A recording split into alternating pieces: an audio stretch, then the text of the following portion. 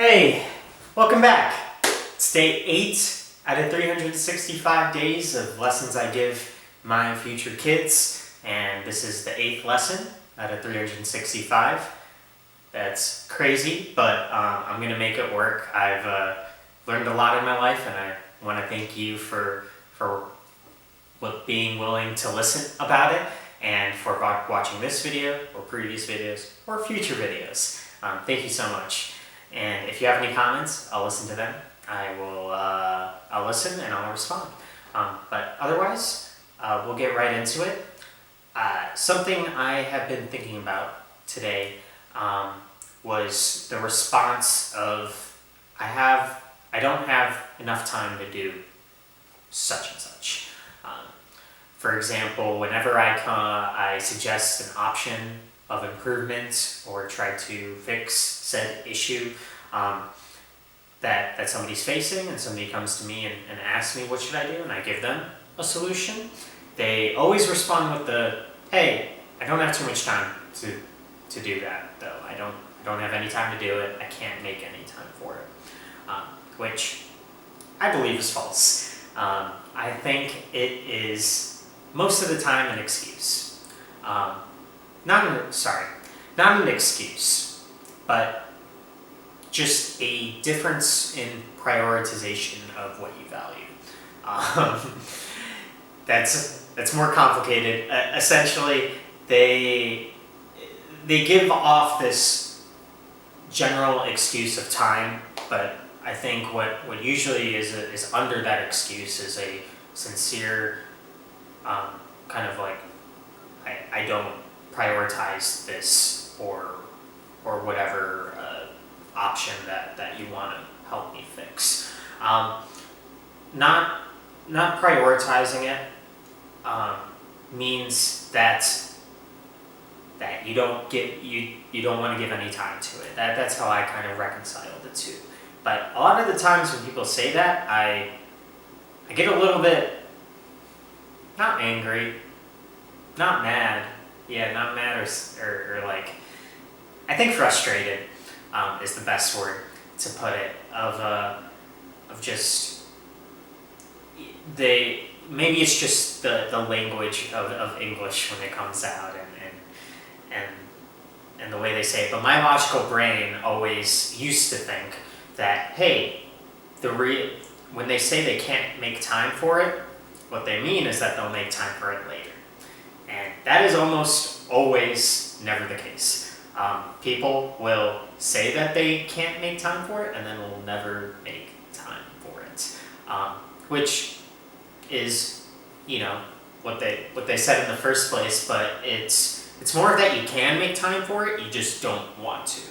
And that's a clear distinction, right? Because people give off the impression that they can't do something because of external forces rather than an internal motivation of, I don't want to do it. And that excuse of, I don't have too much time, is like one of the fundamental kind of like connections between that. So what I think is a great lesson to learn is that you can always make time for something. You can sacrifice sleep, relationships, if you want to go that far, mental sanity. But what people truly mean to say when they don't want to do something is more of just, I don't prioritize it, I don't value it. And it's important not to take that to heart. Or sorry, not to make it a personal not vendetta, but insult against your option. It's more of just the way people live their lives. And so when I think something to always think about is just, I mean, of course having that perspective of everybody's living their own life is helpful, but to reconcile the fact of, hey, like, I don't prioritize this, you just move on, right? You can't take it to heart because everybody has their own priorities. I think just for me, I was really frustrated when I was growing up of like, why people say a logical lie, because why people are lying right in front of my face of saying they don't have time for it. And maybe it's just me. Maybe I'm the logical monster that keeps everybody in check. But I would love a world where people tell the truth. And I guess it's hard to do that, right? And it's hard to do that when people... It's hard to say no to something. And especially to somebody that cares about you and is giving you an option or a solution, it's hard to just ignore, say, nah, I don't want to do that. So yeah, I think if you ever come to the phrase of, hey, I think I don't have enough time for something, just know that they probably do. They could make time for it if they care. And this isn't a filter to judge people against it, or to mock, or to then say this to their face of like, nah, you just don't care about my solution, start a fight. It really, for me, was a realization of, hey, it's just that they don't value it. And that should never change the way that you, that should never make you guilty for giving that solution. Somebody not being able to do it is definitely, it's not a problem with you, it's a problem with them and what they don't want to do. So something that works for you might not always work for the other person. So taking their reactions of I don't have time or I don't make this a priority is important.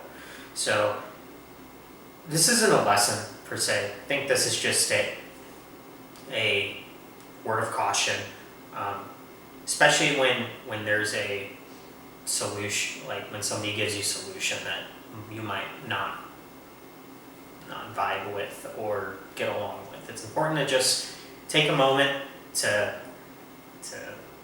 really tell them how you feel sometimes. And I know for me, I hated the time excuse. So maybe to my kids, please don't ever say that. Say what you mean to say, which is, I don't prioritize it right now. I might prioritize it later, but not right now. And this leads to a broader lesson of like, the actions that you say will be, I think people really value the honesty of what you say rather than what you do a lot in the world that we live in. I think both matter, of course, but what you say is the first impression sometimes before the action.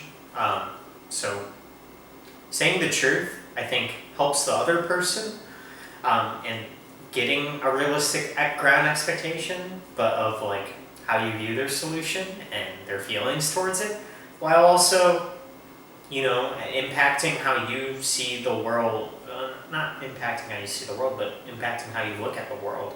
And just, it makes you more true to who you are. I think I get a better understanding of people once they say, hey, I don't really value that.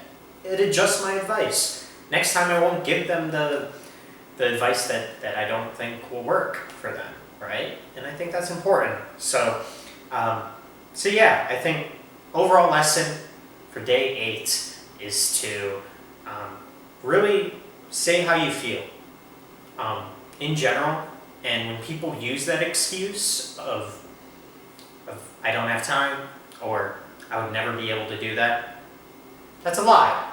They can and they could do that. They just don't like it. And you should never take that personally. It's just other people's lives and how they go about it.